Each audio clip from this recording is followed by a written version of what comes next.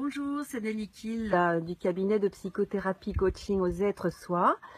Je suis sur le chemin de Compostelle, facilitatrice certifiée d'Access Consciousness. Et là, je viens de rencontrer une personne, encore une fois, étonnante, qui fait le chemin de Compostelle. Il s'agit de Justin, qui vient du Québec et qui va marcher plusieurs semaines. Et hier, entre une maison et une autre, Justin me dit quelque chose d'étonnant que j'ai envie qu'il vous partage. Bonjour Justin. Bonjour. Est-ce que c'est possible, Justin, de me dire ce qui s'est passé là dans ta vie et pourquoi aussi tu es sur ce chemin? Pourquoi je suis sur ce chemin, c'est assez spécial. Oui. Il y a un trait à faire sur une personne, puis je ne sais lequel. J'ai deux femmes dans ma vie. La première, ma première femme, c'est 39 ans qu'on a vécu côte à côte, et puis elle est restée à 110% dans mon cœur. Elle m'a laissé un jour en me disant « C'est parti de ta vie, je ne la vis pas avec toi. » Oui. Je ne l'osais le croire. Je me disais, elle va revenir. Et puis, après un an, j'ai rencontré une autre personne qui est super fine, super gentille avec moi, super... Et puis, je veux pas faire de peine à cette personne. Mais je veux savoir, j'espère que mon cowboy en haut saura m'aider à choisir sans faire de peine à l'autre. C'est la première raison de mon voyage, le rechercher de mon voyage. Trouver la bonne voie pour toi, Oui. En prenant la voie du chemin de Compostelle. C'est ça. Oui. C'est ça. Pour avoir une libération dans ce choix, puis sans blesser personne. Oui. C'est surtout ça. Parce qu'il y a la place pour deux personnes dans ton cœur en ce moment et il faut que tu choisisses. Il faut que je choisisse, premièrement, les restes à vivre, les temps qui restent à vivre. Je n'ai pas de place pour deux personnes, puis on ne peut pas avoir deux personnes continuellement dans son cœur qui se balancent dans ton cœur. Il faut absolument que je trouve... Ok. Et la deuxième chose que tu avais envie de me dire, Justin?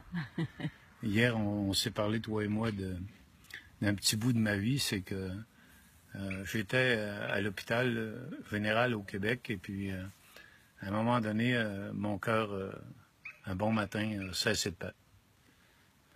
Comme on dit chez nous, ma tête est tombée sur les genoux de l'infirmière en matinée. Et puis, je me suis réveillé, c'est mon cœur qui avait arrêté de battre. Je ne savais pas. Je ne savais pas. Donc tu étais mort? J'étais mort.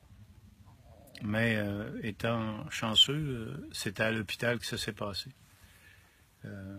Comme je t'ai conté hier, c'est assez spécial. J'ai traversé de l'autre côté. Je ne sais pas à quelle profondeur, puis je ne sais pas jusqu'où je me suis rendu.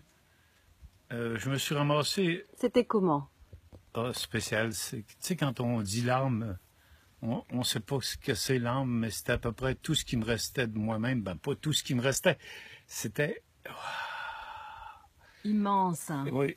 Et puis, c'était tout moi, et puis aucun malaise d'arthrite, aucun malaise de doigts, aucun malaise de fatigue, de chaleur ou quoi que ce soit.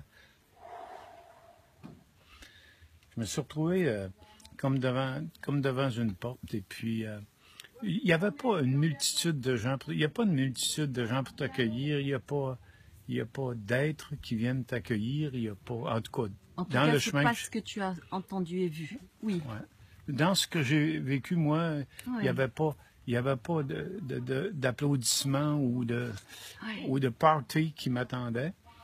C'était tout simplement une sensation. Oui, une sensation de... bien-être extraordinaire, impensé humainement.